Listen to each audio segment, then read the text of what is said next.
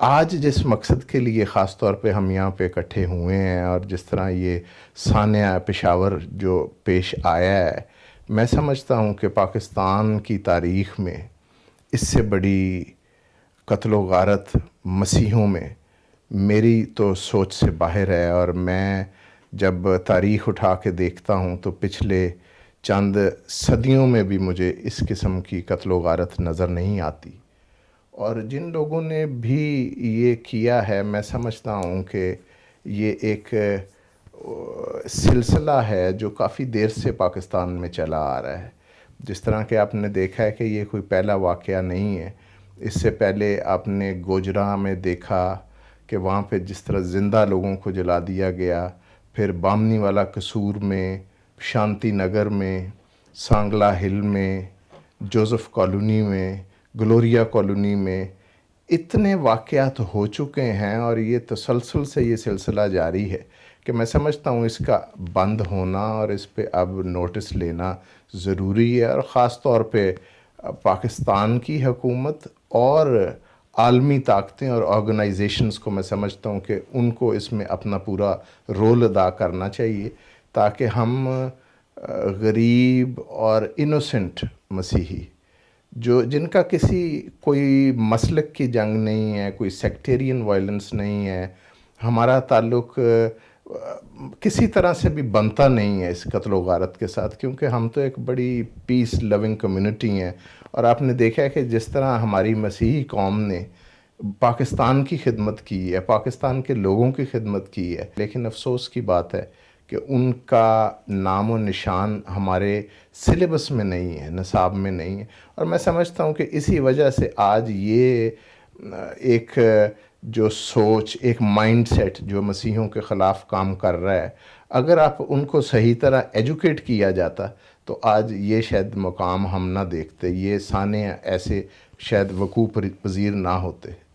تو اس میں سمجھتا ہوں بڑا کام کرنے کی ہمیں ضرورت ہے۔ ایک اور انتہائی اہم پہلو جس کی طرف میں چاہوں گا کہ ہم تھوڑی بات بھی کریں اور آپ توجہ دیں،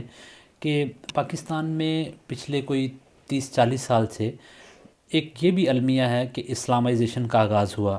بھٹو صاحب اور اس کے تھوڑا پہلے اس کا ہو گیا تھا، جب احمدیوں کے خلاف تحریکوں کا آغاز اور یہ وہ 74 لیکن 71 کے بعد خاص طور سے میرا خیال اس چیز کو پاکستان میں جو سو کالڈ انٹیلیجنشیا ہے اور پاکستان میں جو ایک وہ نظر نہ آنے والا جن کیا اس کو کہتے ہیں اسٹیبلشمنٹ ہے، انہوں نے کسی حد تک یہ سمجھ لیا کہ شاید مذہب کے نام پر اور اسلام کے نام پر ہم ان 4 صوبوں کے اندر مختلف کلچرل اکائیوں کو اکٹھا رکھ سکتے ہیں۔ کیونکہ جو سقوط ڈھاکہ کے بعد شاید لوگوں کے ذہن میں یہ بات آئی کہ سماجی جو پہچان تھی لوگوں کی اور کلچرل اپنے مختلف بیک گراؤنڈ کی وجہ سے ہم پاکستانی مسلمانوں کو، مشرقی اور مغربی پاکستانی مسلمانوں کو اکٹھا نہیں رکھ سکے۔ اور اب یہ جو پاکستان ہمارے پاس ہے، یعنی مغربی پاکستان، اس میں چونکہ مختلف کلچرز کے رہنے والے لوگ ہیں، اور پھر وہ مختلف کلچرز کے رہنے والے لوگ 97% مسلمان ہیں، اور ان 97% میں مور دین 83% سنی مذہب کے ساتھ تعلق رکھنے والے لوگ ہیں، کیوں نہ ہم یہاں پر مذہب کو پلے کریں اور مذہب ایک طرح کا گلو کا کردار ادا کرے گا لوگوں کو سٹک کرنے، اکٹھا رکھنے میں۔ اور لوگ چونکہ پاکستان میں خواہ مسیحی ہیں خواہ غیر مسیحی ہیں، وہ یا مسلمان ہیں یا غیر مسلمان ہیں، سب لوگ زیادہ مذہبی واقع ہوئے ہیں۔ اور مذہب جو بڑا سینسٹیو سی چیز ہے، مذہب کے نام پر لوگ بھوکے رہنا پسند کر لیتے ہیں، لیکن وہ مذہب کے نام پر وہ کچھ بھی کرنے کے لیے تیار ہو جاتے ہیں۔ جب آپ یہ کہیں گے کہ پاکستان اور اسلام، پاکستان اور مسلمان، اسلام اور پاکستان، اس کو سینونیم بنا دیں گے تو اس میں یقیناً آپ 97% جو آبادی ہے اس کو موبلائز کرتے ہیں یا اس کو ایموشنل کر کے اس کو ٹچ کرتے ہیں۔ کہ ایک لحاظ سے تو وہ کافی حد تک وہ ادارے کامیاب ہو گئے، لیکن اس کو زیادہ لمبے طور پر ایک پالیسی کے طور پر اپنا لینا، پھر اس پالیسی کو ظاہری بات ہے جب آپ کہتے ہیں تو پھر اس کو آپ کو سلیبس میں لانا پڑتا ہے، پھر اس کو آپ کو کنٹری کو، کانسٹیٹیوشن کو، اس کے کلچر کو، اس کے سماج کو۔ مجھے اچھی طرح یاد ہے کہ پہلے ٹی وی میں کبھی مولوی صاحب جو تھے، ایک تو اذان ریگولرلی ہوتی تھی جب پی ٹی وی ہوتا تھا، مولوی ہفتے میں ایک آدھ دفعہ نظر آتا تھا۔ اب ہر ٹی وی چینل پر 3 4 مولوی ایک ہی دن میں نظر آتے ہیں۔ تو اب اس کے پیچھے جو چیز ہے وہ یہ ہے کہ شاید religion can be a source to stick people together. آپ نے تاریخی حوالے سے بات کی ہے اور بڑی آپ نے مؤثر گفتگو کی ہے، اور جو آپ کے خیالات ہیں میں ان کے ساتھ ایگری کرتا ہوں. لیکن بدقسمتی ہماری میں سمجھتا ہوں یہ ہے کہ جب سے پاکستان بنا ہے، بلکہ قیام پاکستان کے وقت سے آپ کو تو پتہ ہے کہ قائد اعظم محمد علی جناح جن کا سارا کانسیپٹ ایک سیکولر اسٹیٹ کے قیام کا تھا، تو جب انہوں نے پاکستان کے بننے کی بات کی اور اس کے بنیادی جو فاؤنڈیشن تھی، جس فاؤنڈیشن پہ پاکستان کو چلنا تھا، اس کی بات کی، تو ایک گروپ ایسا تھا جس میں مولانا تھے زیادہ، مولانا آزاد اور مدنی، اور انہوں نے باقاعدہ ایک تحریک سٹارٹ کی قائد اعظم کے خلاف، اور پورے انڈیا میں، بر صغیر میں، سب کانٹیننٹ میں انہوں نے طوفانی دورے کیے، اور انہوں نے قائد اعظم کو کافر اعظم بھی کہا اور پاکستان بننے کی مخالفت بھی کی. اور میں سمجھتا ہوں کہ وہ لوگ اور ان کی وہ دی ہوئی سوچ آج تک وہ بڑھتی چلی گئی ہے. اور جب آپ نے ذکر کیا 70s کا، تو مجھے یاد آ گیا ہے وہ دور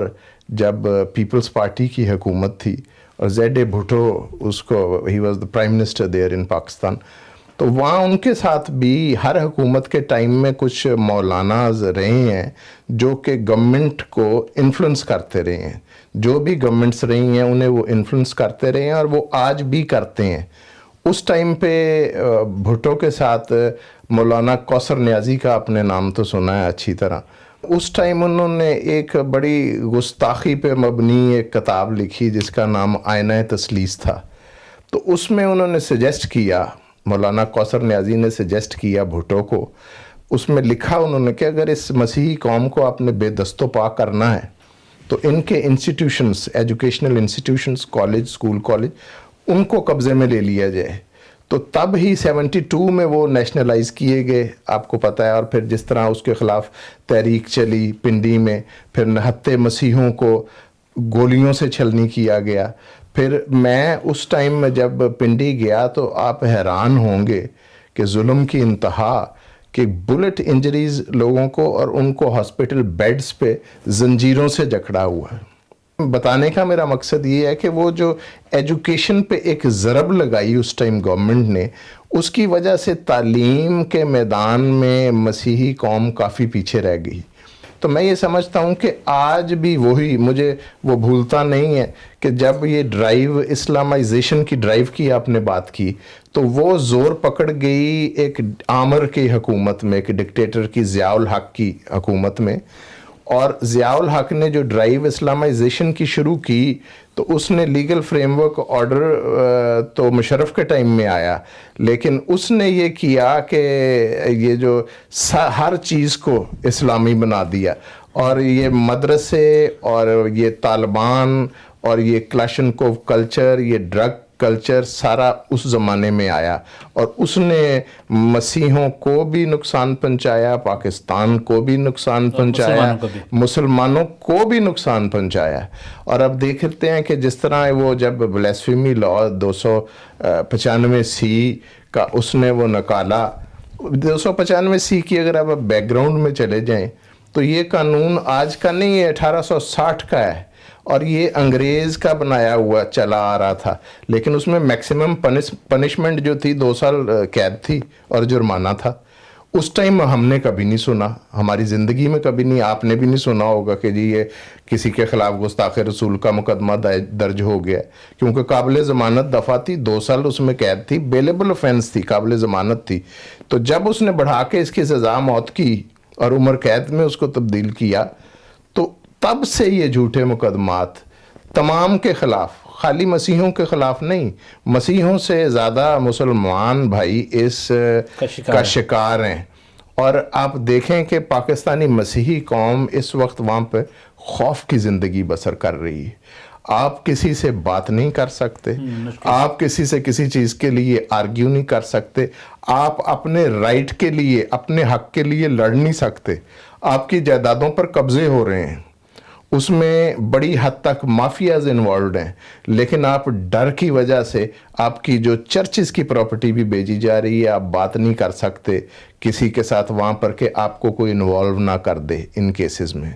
بچے اسکول جانے سے ماں باپ گھبراتے ہیں انہیں اسکول بھیجنے سے کہ بیٹا یا بیٹی کسی سے بھی وہاں پہ اپنے مذہب کے متعلق نہ بتانا، نہ بات کرنا۔ تو ان چیزوں کو تبدیل کرنے کی ضرورت ہے، اور ہم دیکھنا چاہتے ہیں کہ جو پولیٹیکل پارٹیز اس وقت بھی رولنگ پارٹیز ہیں، انہوں نے الیکشنوں سے پہلے بہت بہت دعوے اور وعدے وعید کیے ہیں، اب ان کو کس حد تک وہ عملی جامہ پہناتے ہیں یہ دیکھنے والی بات ہے۔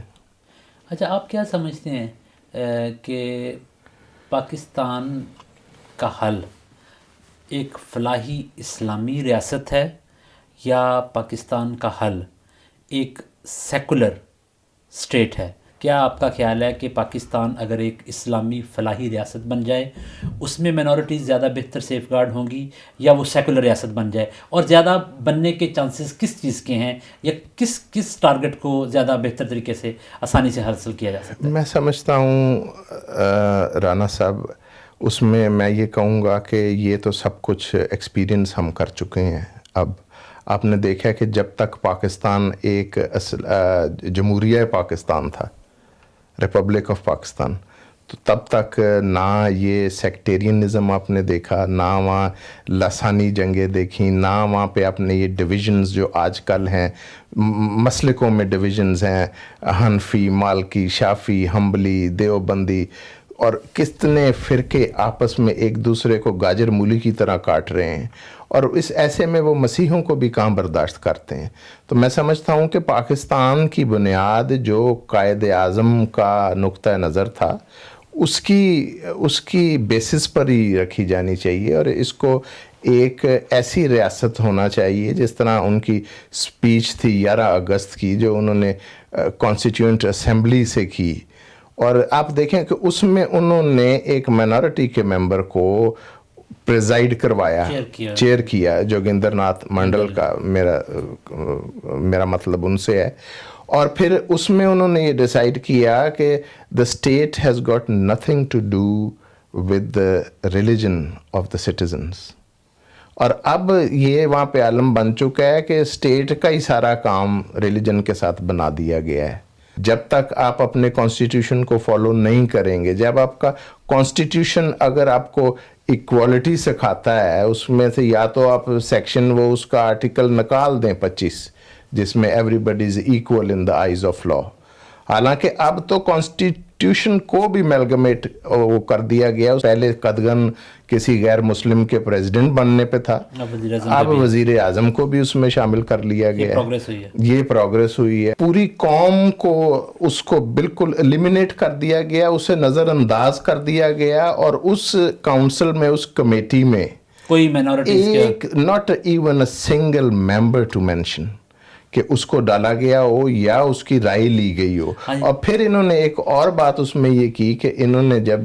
کانسٹیٹیوشن ساری کو ریویو کیا اور وہ چینجز لے کے آئے تو انہوں نے کہا کہ جی ہم نے ڈکٹیٹرشپ کی نشانوں کو بھی ختم کر دیا ہے،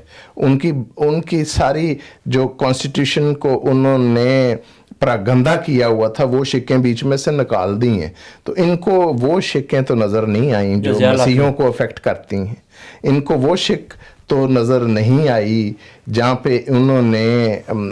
متناسب نمائندگی شروع کر کے تو مسیحوں سے ان کے ووٹ کا حق چھین لیا۔ اب آپ دیکھتے ہیں کہ جب ریٹس بھی کورٹس میں، ہائیسٹ کورٹس میں، سپریم کورٹ جیسی ایپک کورٹ میں ریٹس پینڈنگ پڑی ہیں، ان پہ سوو موٹو نہیں لیا جاتا، ان پہ ایکشن نہیں لیا جاتا۔ برطانیہ میں رہنے والے پاکستانی مسیحی اور غیر مسیحی، احمدی، شیعہ، مسلمان، ہر قسم کے، یہ کیا کردار ادا کر سکتے ہیں کہ پاکستان میں رہنے والی مائنورٹیز کی حالت قدرے بہتر ہو سکے؟ تو کیا یہ میسج کسی طریقے سے آپ سمجھتے ہیں کہ پاکستان میں جا سکتا ہے کہ ہم پاکستانی 25-30 سال پہلے برٹن میں گئے جو سو کالڈ کرسچن کنٹری ہے اور جس کی بڑی لانگ کرسچن جوڈیو ٹریڈیشن ہے، اور جن نے اپنی اسی کرسچن ٹریڈیشن کو ویلکم رکھتے ہوئے ہم ویلکم کیا. یہاں پر اگر کسی جگہ پر لوگوں کے پاس مسجد نہیں ہوتی تو ان کو چرچ دے دیا جاتا ہے عبادت کرنے کے لیے. کسی جگہ پر اگر 2-4 گورے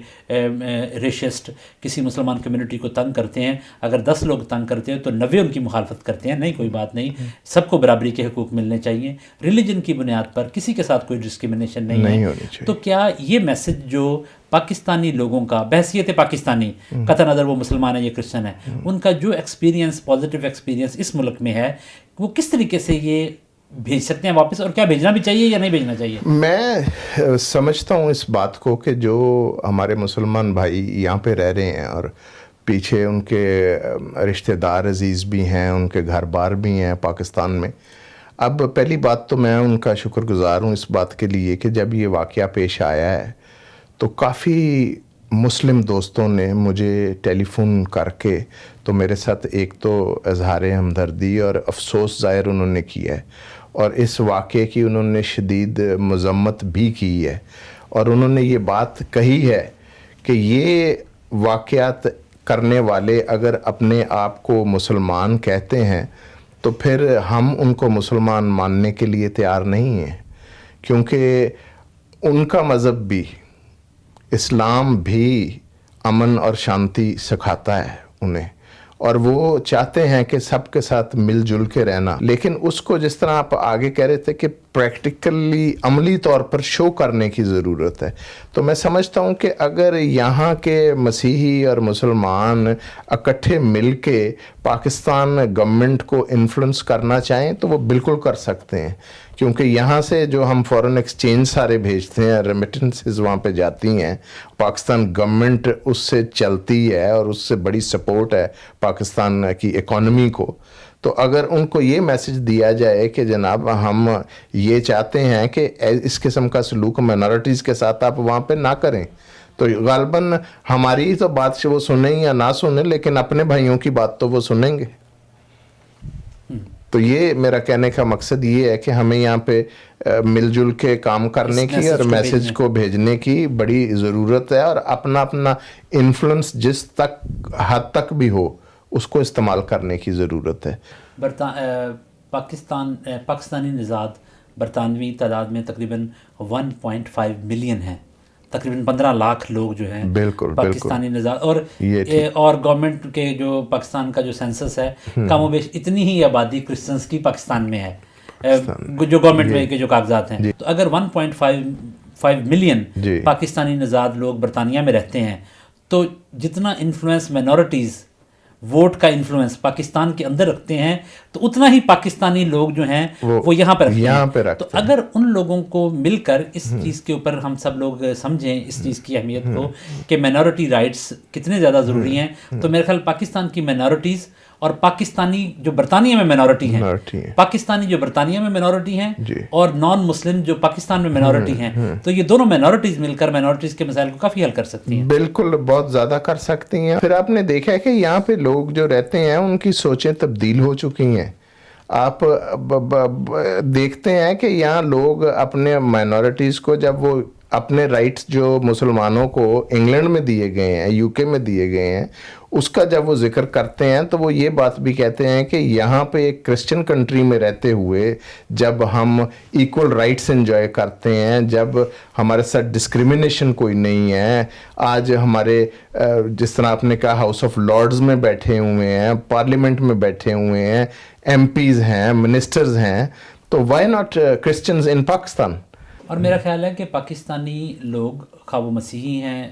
یا غیر مسیحی ہیں، مسلمان ہیں یا جس مکتب فکر کے ساتھ بھی ان کا تعلق ہے، پاکستان ایک خوبصورت ملک ہے جس میں مختلف موسم، مختلف زبانیں اور مختلف سماج سے تعلق رکھنے والے لوگ ہی نہیں ہیں، بلکہ پاکستان کی ڈائیورسٹی اور اس ڈائیورسٹی کے اندر یونٹی دنیا کے لیے ایک مثال بن سکتی ہے. پاکستان جس کو اسلامک ورلڈ کے اندر ایک ٹیمپلیٹ کے طور پہ کردار ادا کرنا چاہیے، بلکہ میں سمجھتا ہوں کہ دنیا میں جا کر پاکستان کو یہ دکھانا چاہیے کہ ہم ہندو، مسلمان، سکھ، مسیحی کس طریقے سے اس ملک میں رہتے ہیں. لیکن بدقسمتی سے وہ پاکستان جو دنیا کے لیے ایک مثال بننے جانے والا تھا اور وہ دنیا کے لیے ایک نمونہ بننے کے لیے جا رہا تھا، وہ سچ مچ میں دنیا کے لیے ایک نمونہ بن گیا ہے۔ لیکن اب سوچنے کی بات یہ ہے کہ وہ پاکستان جس کا